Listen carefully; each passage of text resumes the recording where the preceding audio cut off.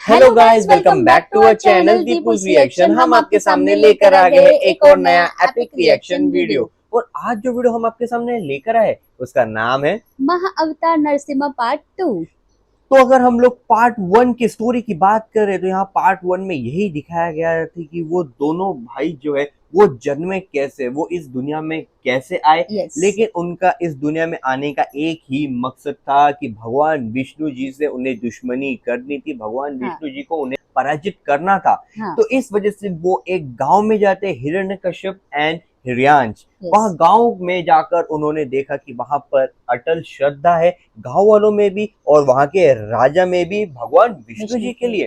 तो उनकी श्रद्धा को देखकर ही वहां पर हिरण्यकश्यप एंड हिरण्यांश ने उनके गांव को तहस नहस करके रख दिया एंड वहां के राजा को पराजित कर दिया। लेकिन राजा का अटल श्रद्धा भगवान विष्णु जी के लिए देखकर हिरण्यांश ने ये सोचा कि भगवान विष्णु तक पहुंचने के लिए उन्हें पहले भूदेवी का अपहरण करना होगा एंड वो भूदेवी की अपहरण करने के लिए निकल पड़े हैं।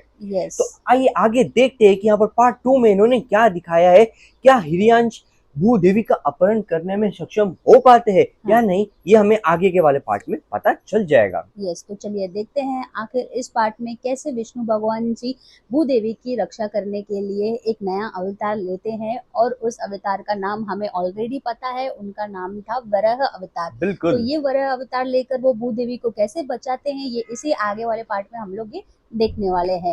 So let's get started and say Om Namo Bhagavate Vasudevaya Namah. Oh, बस फ्लावर्स ना? हाँ, भूदेवी को देखा है। हाँ। वाह।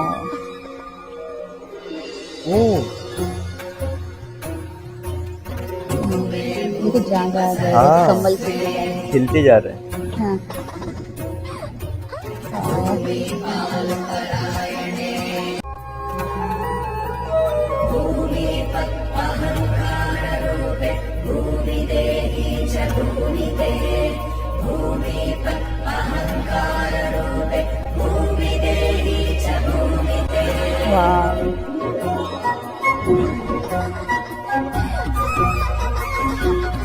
So beautiful. वाह। एनिमेशन बहुत अच्छा किया है। बहुत अच्छा।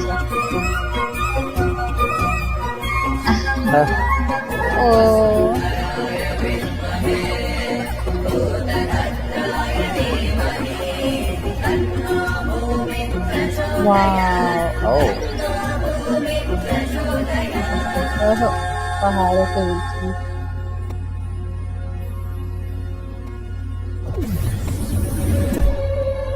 पंचतत्व। हिरण्यांश वहाँ पहुँच गया।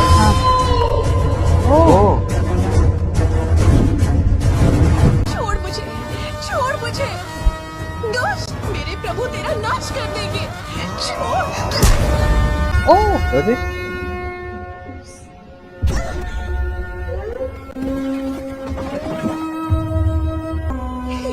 कैद कर दिया। हे प्रजापिता, कृपया हमें बताएं कि यह क्या रहस्य है। किसी भी असुर ने आज तक अपनी शक्तियों का ऐसा दुरुपयोग नहीं किया है। इतनी हिंसा भूदेवी के साथ, लग रहा है कि जैसे ये कोई दुस्वप्न हो। हे सृष्टि के निर्माता, भूमि को गर्भोधक महासागर से निकालने का शीघ्र ही कोई उपाय कीजिए। भूमि को यदि कोई इस गंभीर स्थिति से निकाल सकता है तो वो है भगवान विष्णु। हे भगवान, कृपया भूमि की रक्षा कीजिए। अरे ओके, अच्छा ऐसे हुआ। वराह अवतार का निर्माण ऐसे हुआ। प्राणी जो मेरी नासिका से प्रकट हुआ है। नासिका से प्रकट।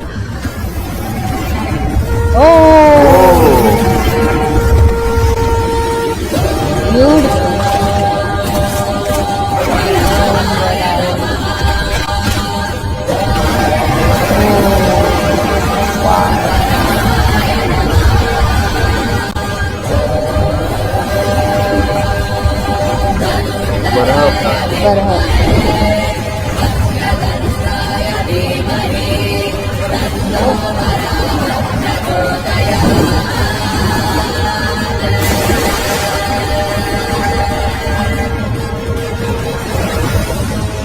डीप इंटू द सी चले गए। यस।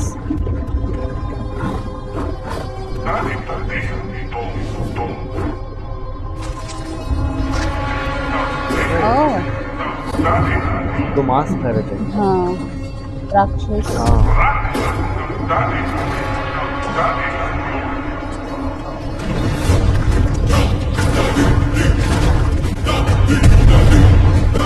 ओह, ये देखो, वो के dig अंदर करके dig जा कर रहे वो। हाँ।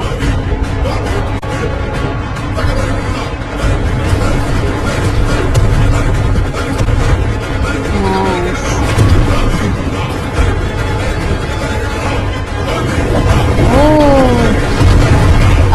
ओ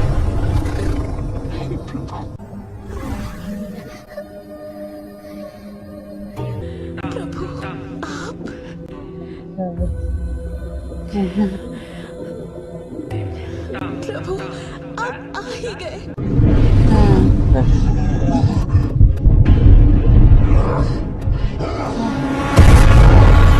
ओह,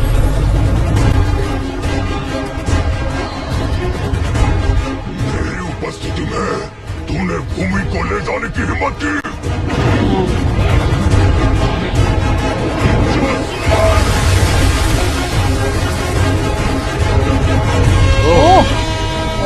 वाह सो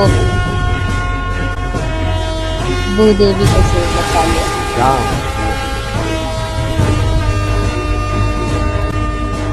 जंगली सुअर, तुझे देखकर तो मुझे घिन आ रही है।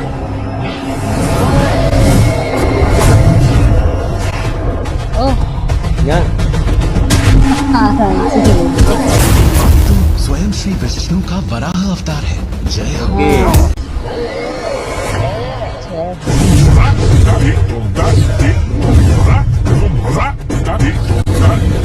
वाह, वीरज कितने प्रयत्न कर रहे हैं लेकिन सफल नहीं हो पा रहे। फंसा दिया हाँ अपने सीन में। सिंग में।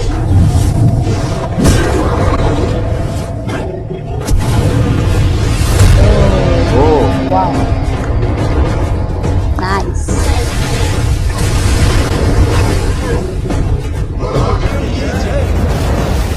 जय।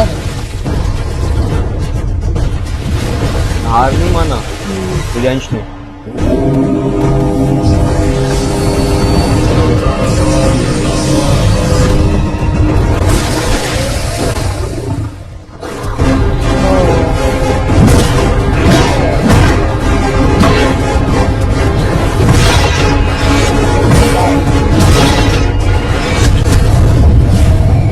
ना अच्छे से करता है। Animation top level. हाँ। ओह, लिखा अंतरिक्ष में हो रही वॉर। हाँ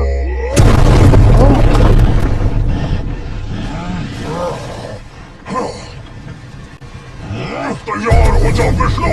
देखो,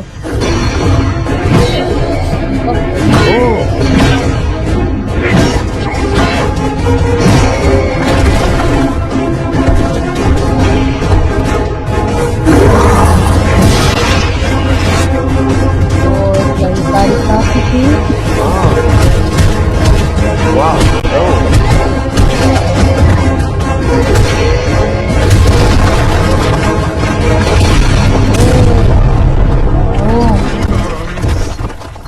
प्रियांश का अंत हो जाएगा।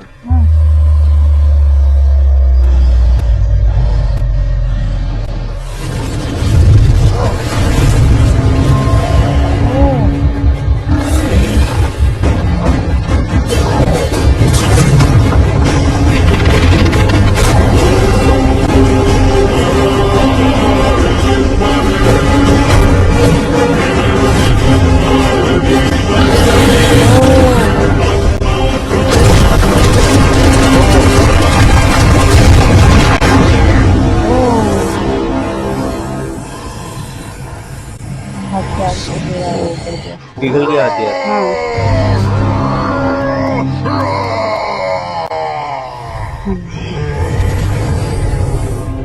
हे नारायण, आपके लिए इस असुर को मारना चींटी को मारने के बराबर है। हाँ, फिर क्यों आप इस दानव के साथ इस प्रकार खेल रहे हैं? कृपया बात तो सही शीघ्र है। ही इस दानव का अंत करके हमें भय मुक्त करें।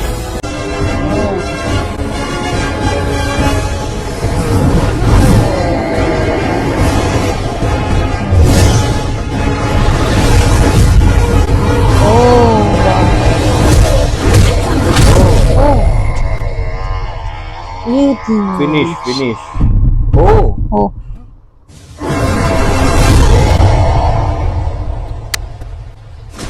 उसी समंदर में डाल दो।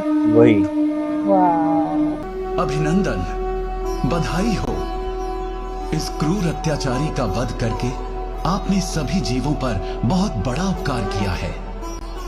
हम सभी आपके प्रति आभार व्यक्त करते हैं। हे भगवान, सामान्यतया सुअर को एक तुच्छ प्राणी माना जाता है, परंतु इस शुकावतार में भी आपका देह दिव्य है, भव्य है, सच्चिदानंद है, और जो कोई आपके इस रूप का ध्यान करेगा तथा आपकी अद्भुत लीला का श्रवण करेगा, निश्चित ही उसका भाग्य उदय होगा।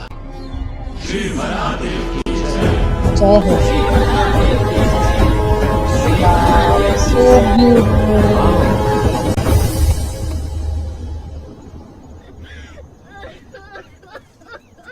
ओह,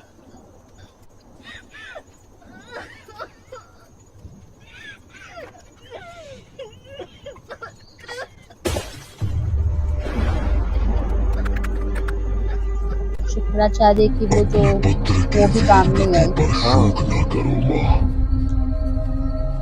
अपितु उसकी वीरता पर गर्व करो, क्योंकि ऐसा योद्धा बार बार जन्म नहीं लेता, और युद्ध में वीर गति तो अपने आप में पारितोषिक है।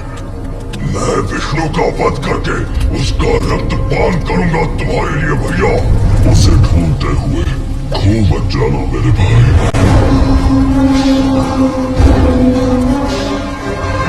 मेरा ही हो रहा है लास्ट वर्ड से बोलो।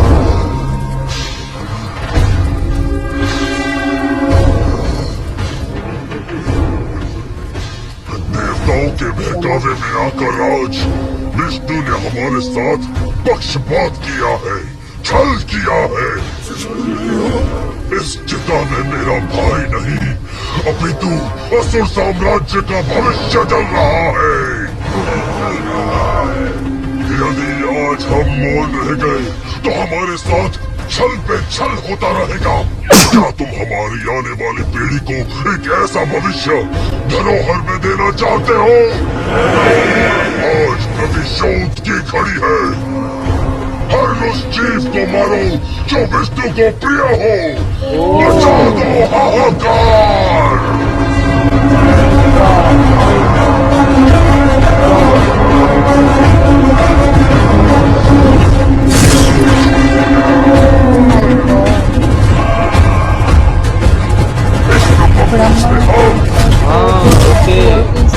सब 3 लोग के ऊपर हमला। अरे देखते ही देखते हिरण्यकश्यप का अत्याचार चारों दिशाओं में हर विष्णु भक्त पर अरे टूट पड़ा। उसके भय से सभी देवगण छिपकर युद्ध की योजना बनाने लगे, परंतु देवों के राजा देवराज इंद्र की चिंता का विषय कुछ और ही था, और वो था इस असुर राज्य का होने वाला वंश।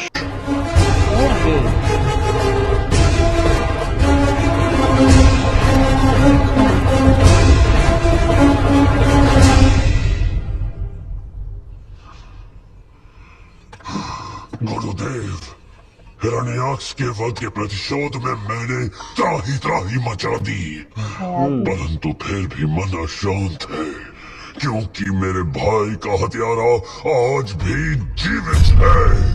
तुम निसंदेह ही महाबलशाली हो, परंतु विष्णु तो फिर भी विष्णु है। यदि विष्णु से लड़ना है तो उसके समान शक्तिशाली बनना होगा। इसके लिए मुझे क्या करना होगा गुरुदेव? ब्रह्मदेव की उपासना करो, तुम्हें तुम्हारा मनचाहा वरदान मिल जाएगा। अच्छा स्वामी, एक गर्भवती स्त्री के लिए उसके पति का सानिध्य अति आवश्यक होता है। कृपया कहीं मत जाइए। प्रतिशोध उपासना, अब छोड़ दीजिए ये सब। भले ही शेर जंगल का राजा क्यों ना हो, एक हिरन भी सोते हुए शेर के मुंह में नहीं आता। कैसे छोड़ दूं कयाधू, कैसे छोड़ दूं? नहीं,